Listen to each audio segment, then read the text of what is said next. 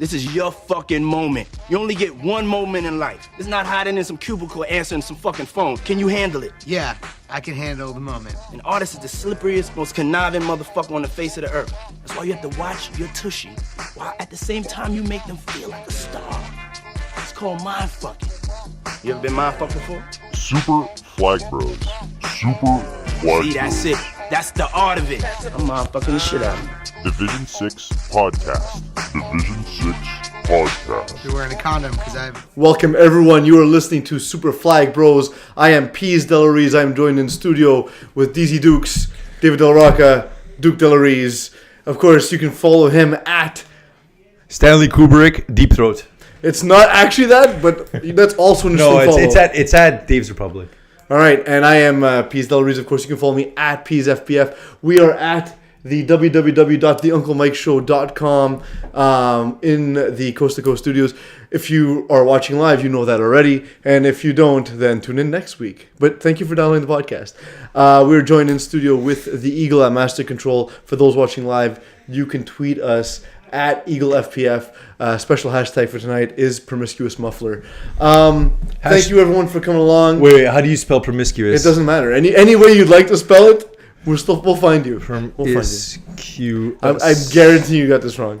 I don't even know. There's no Q in it, right? There's no Q in promiscuous.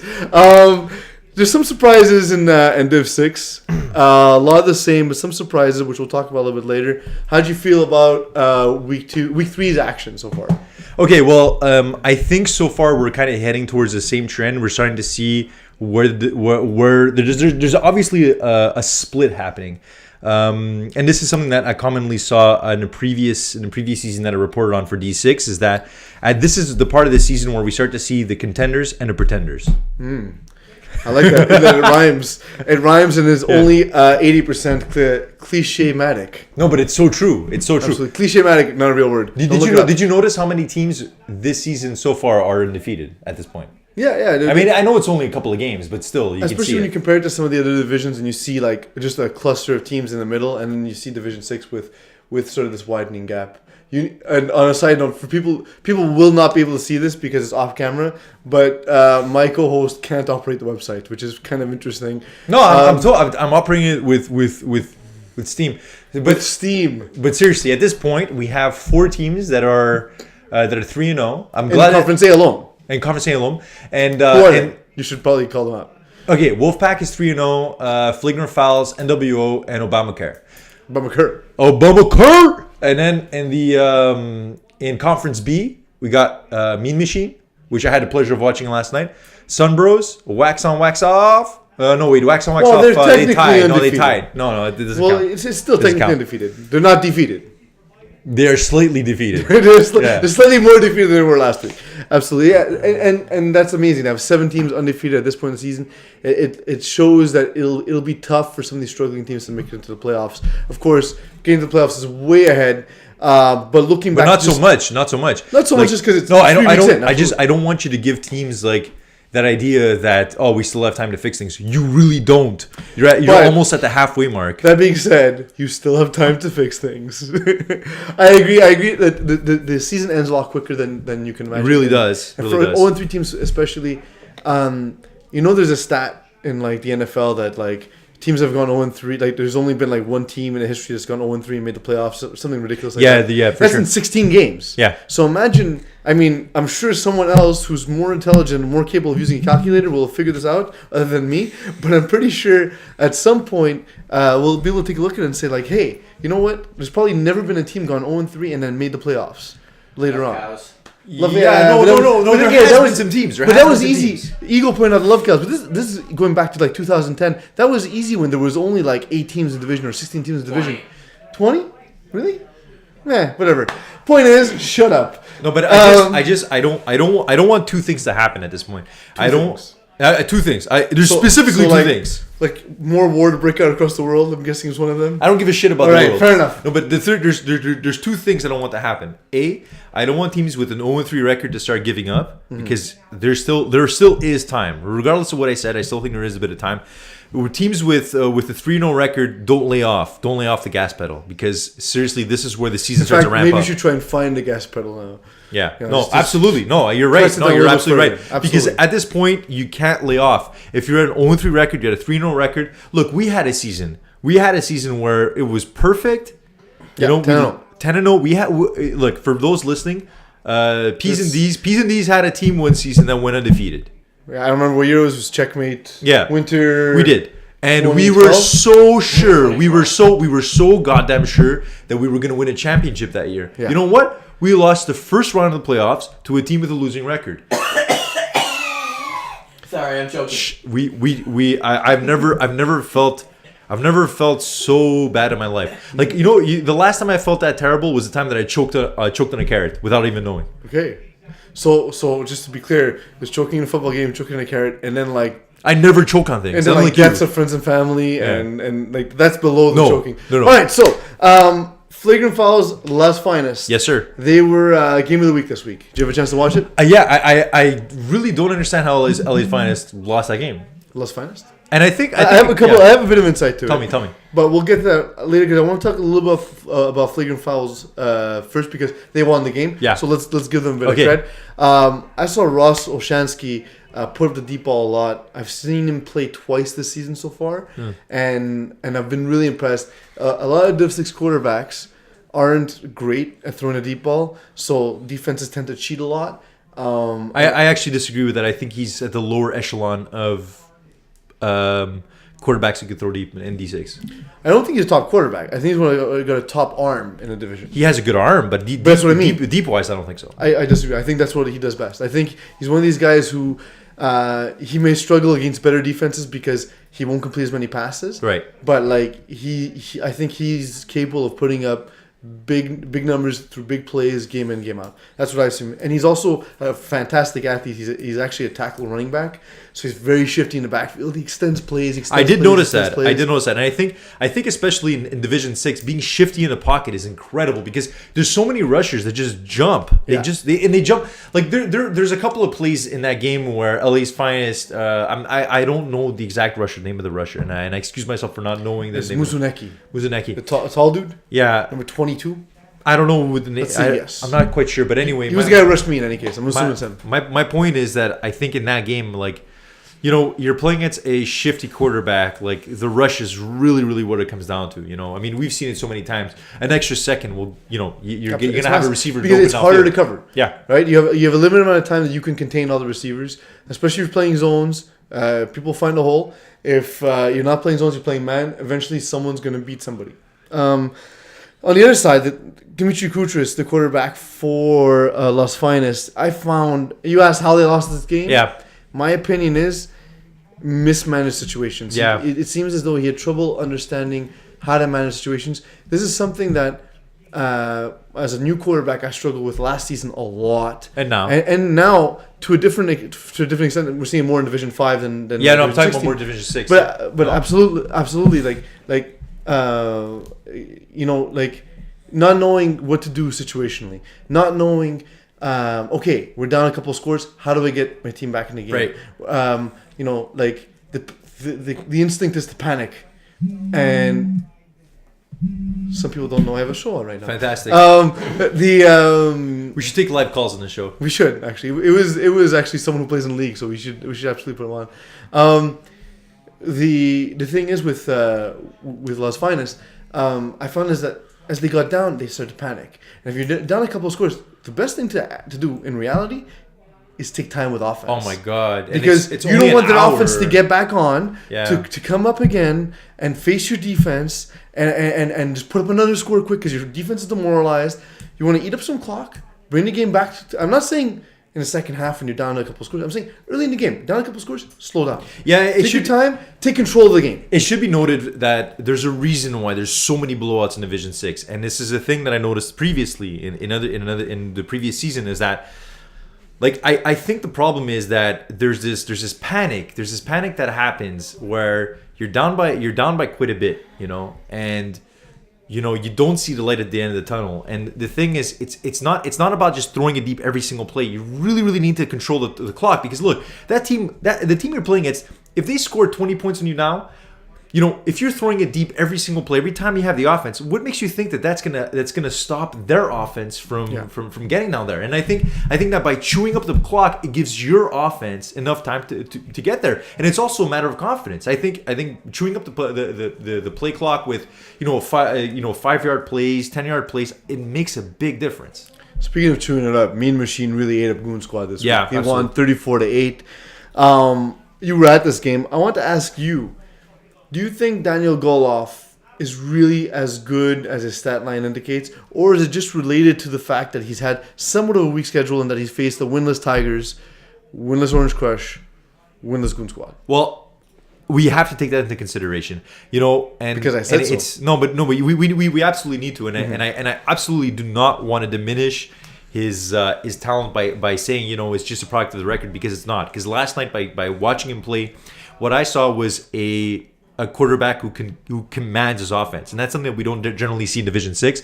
It's something that we see in higher divisions. A quarterback that's able to make multiple progressions, to see multiple progressions. He was dealing with poor snaps throughout the whole game. And he poor snaps throughout the whole game, and he was able to look down the field, look at progression 1, 2, 3, 4, go back to 2 and 3, and choose the right route. He was throwing balls at, right at the money. And my thing is Right at the money. And my thing is that I'm not looking at him when I scout him as a quarterback. I'm not looking at the stat line. I don't care about that. But I see a quarterback who knows how to read his progressions, and that's a big thing for me. Sounds good. What do Goon Squad need to fix? A lot of things. And what do they do well? What can they build on? It's hard to say right now, because we haven't seen. It's such a small sample size, and in the sample size, we've seen him on defense a lot. The first thing I would do is, at this point, you really need to work on your fundamentals. I'm talking about defensively, fundamental-wise, and we'll get into it later with tackling. I think tackling is such a huge thing. It's something that a lot of people just don't take into consideration coming into a flag football game. They think it's all about offense, but the fact is, if you have a defense that knows how to tackle, if you have a defense that's aggressive, it makes difference. You won't lose games 52-6 or 35-6 or 36-6 or whatever. I think that it's all about fundamentals, and also on offense. If you got guys dropping the ball, you need to move on. Agreed. You can't give people too many chances in a 10 game season. Agreed. And moving on to the next game, Obamacare beat the Minge 33-13. Yeah. And this one, look, we see the Minge giving up a lot of big plays. Yes. They've given up 10.6, 16.8, and 13.9 yards per pass. Yeah. An average of 203 yards passing against a game. Yeah. They're giving up a lot of big plays. It's not the same team as last year. I'm aware of that. They Yeah. still have 3 higher division players with a lot of experience in Matt Young, John Brown, and Dave Chidiac. They do. So what's the issue? Why are they giving up all these huge plays? This specific game, if I'm to look at this specific game, this was just I honestly think Obamacare is the best team and the best team in Division 6. You say that every week. I do. No. Awesome. No. But I've said this about Obamacare. I've said this. Well, no, the first week maybe not so much, but this week specifically, what I saw was Obamacare is a physical team. They are a big team. There's players on the roster that benefit from being new in the league and definitely shouldn't be in Division 6. But that doesn't matter. My point is, when they're on the field, they are the biggest team. They jump the highest. They will fight for the ball. And on defense, they have 2 safeties out there that will make plays. And when I look at Obamacare, I see a team that makes plays.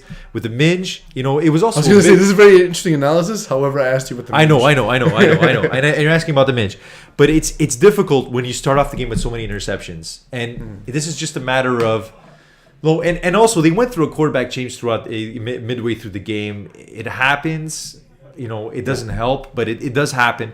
And in this situation, I look at the Minge and, I think that you can't keep eating up your players for making bad plays. You drop a ball, it's one thing, but if you scream in their face or whatever, and I've said this previously about them, I like them, you know, even if I never choose them in my, you know, well, you'd be right 3 times. No. So if one were to take a picture of Matt Young and place him on the field, Yeah. where do you think his best spot is? Do you think it's at quarterback, or do you see him as a receiver? If just like a snapshot, like I don't. like No, I don't. Pin up, like a pin up on the wall. You know what I mean? You see it sometimes, like in the cop shows where they put I got it. a picture I got it. of somebody on the board. I got it. You're asking me if he's seeing his true potential as quarterback, and because the thing is, he is a very good leader, and a lot of times when I'm talking about how they eat apart their players for making But I'm mistakes, saying specifically personnel wise, is he best at quarterback, or is he better as a receiver and putting in someone else to throw? I don't know if John Brown's able to throw in his division, because that's the thing. Like I think he's smart enough to play quarterback, but that's not the issue. I think that, you know, maybe by being receiver, by being the sure-handed guy on offense, I think that can be really benefit them. Like I don't think he's really playing at his max potential at quarterback, and you know, but besides that, I really absolutely want to say this. I think, you know, when your team makes mistakes, you can't hound them, like, because then it really gets into them. And if it's one guy telling him, hey, you know, you drop the ball, can't do it again. But if you repeat it countlessly over and over and over, it's psychologically like I've always had the belief as a quarterback, I'm going to miss some throws, I'm going to drop some balls. That's make it. The best of it. No, but it's okay. It's okay to reinforce that. Anyways, I'm going to shut up about it. But yeah, we'll touch on some of that stuff later too as well. The most surprising game of the week for me, wax on, wax off. They tie the Mountain Goats 12-12. Are you surprised by this? Oh, actually, for me, that was my surprise of the week. I think that was extremely. We're both surprising. surprised. We are so surprised. So surprised. No, because I don't think this is a game that Deceived even. But I feel cheated on by anytime there's a tie in the season, it's so surprising, you know, because we forget that ties are even there. It's possible because we don't have an overtime system, and we really should, but we don't want to pay for it. It's difficult during the season, and being men, we're very dichotomous. We believe in wins. And also, who the hell is going to stay later for a game? You know, people like they leave like, you know, 3 seconds after the game is done. They're not going to stay for overtime. Well, I'm old. It takes me a while to walk off the field, but yes, in general, yes. What happened? Like, how did this come about? It's tough. It's tough, and I think that really what it comes down to is, you know, it's such a short field, and when you're throwing interceptions in a game, it really like it kills your momentum as a team, and I think both teams had issues with interceptions. I think that the Mountain Goats came out strong. They came out not like goats, but they came out like lions at the beginning of the game. They came out strong. Yeah, no, but they came out really strong. Like, there's a lot of speed, and you know, you're so right when you say that they're too young to play in this league. They look, they do, but maybe that's a good thing. Like, maybe that's what they need to use. That's the thing that they need to work on. Because they're coming into playing a struggling pocket watch team next week. So you're saying that's what they should build on. Focus on the speed. Focus on the. Oh, absolutely, because they have so much speed. There's so many yards after the catch that they can use. And I don't think that they're a deep ball kind of team. I think that's the type of team you got shifty, young, fast players. Use it. Use it. Speaking of using it, we'll talk about the finer things that we like to use when we get back from break. Calling the Audible has been brought to you by the English Montreal School Board's DEAL program. Distance education for all learners will allow you to obtain your high school diploma or prerequisites for CEGEP or vocational studies from the comfort of your own home. It's never too late to go back to school. Learn anywhere at your own pace and get your diploma. Call 514-788-5937 for information or visit www.distanted.ca for more details.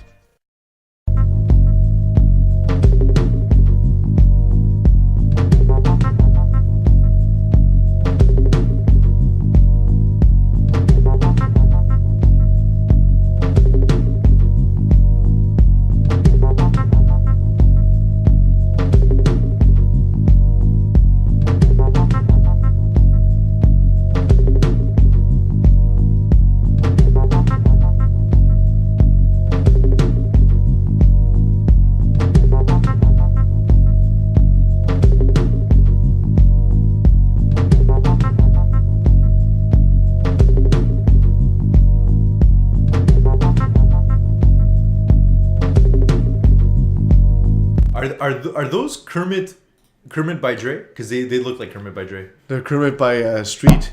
Nice. There's a lot of street cred on the Sesame Street, of course. And anyone, of course, watching us on www.theunclemikeshow.com will know a lot of street cred in the Coast to Coast studios. Do you think they use these cameras for porn? They really should. I would imagine. I'm not comfortable There's seeing a this couch chair. here that looks like it's been used for porn. Several times. I'm cameras not happy here. that my phone is on it right now. And I'm very upset about who called You me sure earlier. this won't go on the internet? No, baby, it'll never go on the internet. Don't look at the camera. I'm sorry for all that. I am Peeze, Della, Reeze. Of Don't be course, I sorry. can be followed at Peeze FPF. You are.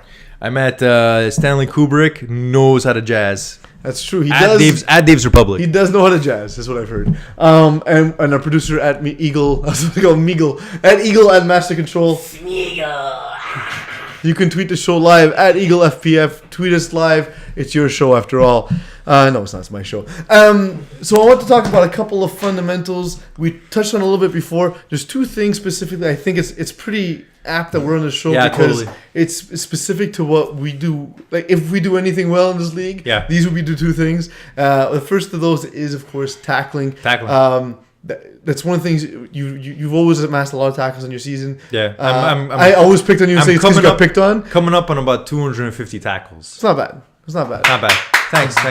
I'm gonna retire. I told myself I'm gonna retire at 400. But if I ever get to 400 without broken ribs, it'd be really nice. So, what are you seeing in Division 6 with regards to tackling? I see a lot of really scared tacklers. I see people that aren't willing to really take it up to the front line. Okay, so let me just explain. I think that tackling, there's a couple of things about it specifically that need to be addressed.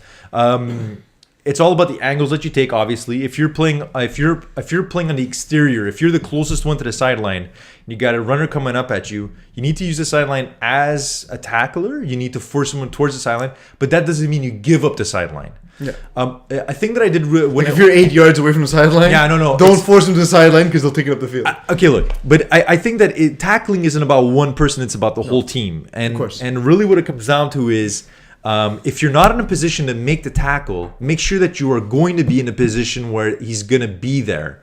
Like I think a lot of times when I've seen quite a few games so far, and what I've seen is that there are tacklers that, you know, they kind of give up on the play defensively. You got to keep running. If you're on one side of the field, you know, you got to make sure that you're in the right position to make a tackle.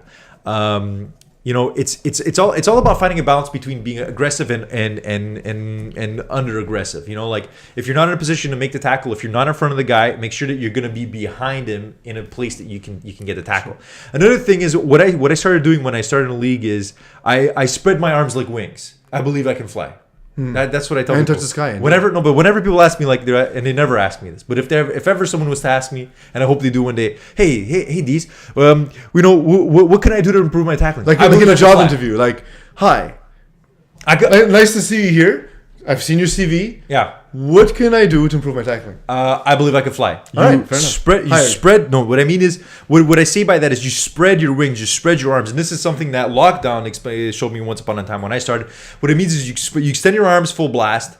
One way, full blast. Left arm right out, right arm right out. And the thing is, what ends up happening is that the field of vision for a runner that's coming at you, he looks at that, he doesn't see as much space for him to move. Mm-hmm. You know, if you're coming at a runner with your arms down, flailing down at your hips, there's so much, you're losing all your momentum, because even if the guy comes up right next to you, right, your arms are at your hips, you're not going to get anywhere. If they're up here, it's like catching a ball. Okay, you know, you have a much greater chance of catching a ball if your hands are up in the air. Whereas if they're down to the ground, right? Yeah. So Besides, that's one thing. The fundamentals are specifically like you really got to make sure your hands are up when you want to make a tackle. Also, don't be afraid of holding. Everyone makes fun of me for always getting penalties, but the thing is, I would rather penalized player. I would rather. I don't care. I would rather hold someone and get a penalty than let that guy run or outrun me, because that's embarrassing.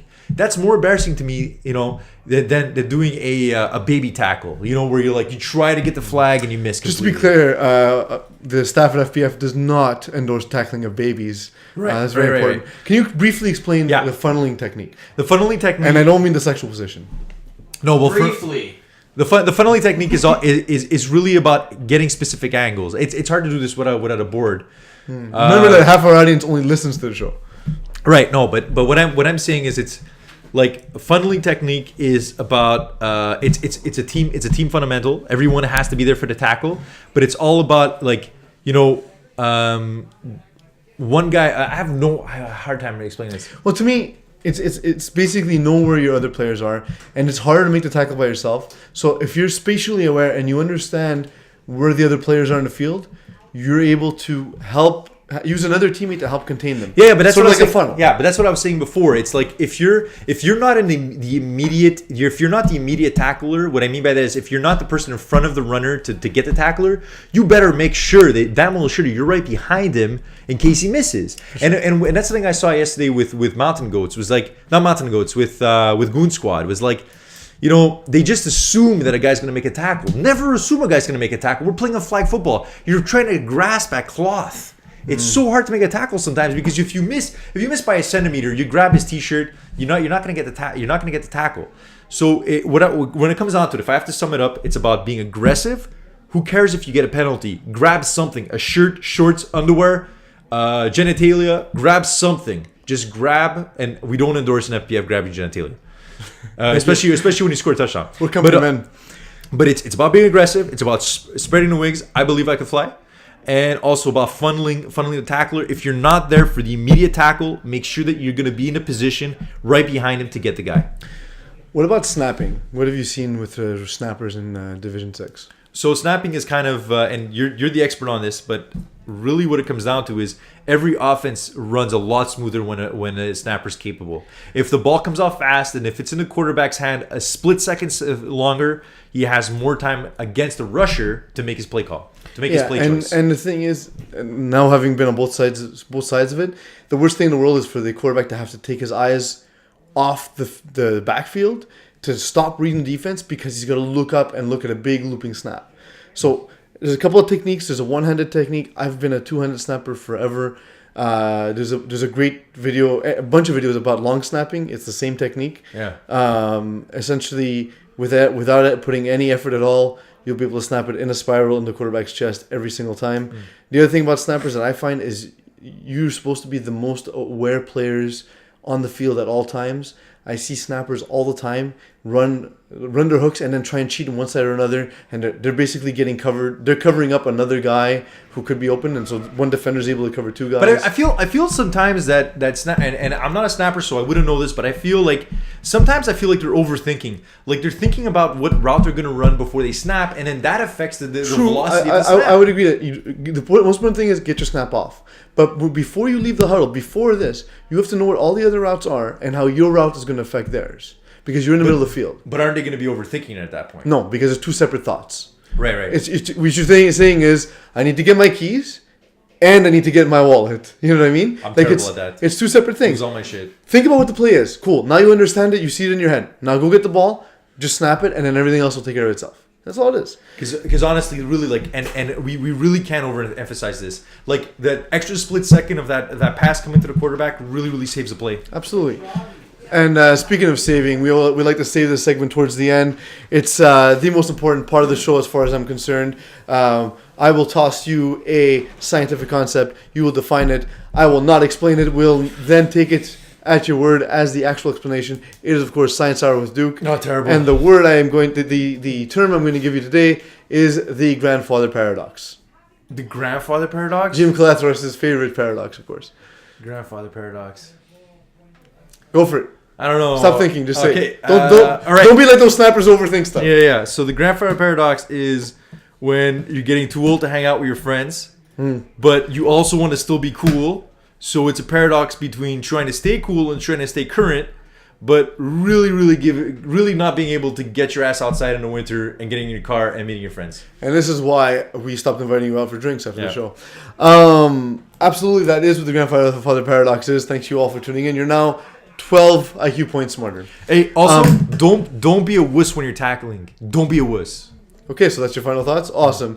As for my Thursday lesson plan, for those of you on the Facebook page, you'll notice the Hall of Fame candidates were posted. A lot of higher division guys, just because the leagues existed for that long, and it was only 3 divisions, and before that, really only 1 division. So, but eventually, a lot of these lower division guys are going to start creeping up. So start started putting up big performances now, start moving up through divisions, and hopefully one day we'll see your name listed amongst the Hall of Famers. I want to thank you, Duke, for joining me in the studio. Thanks, Eagle, for wonderful production on the show today. You're really on point. I really enjoyed that.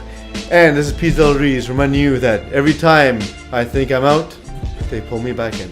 At Stanley Kubrick Deep Throat. That's the one.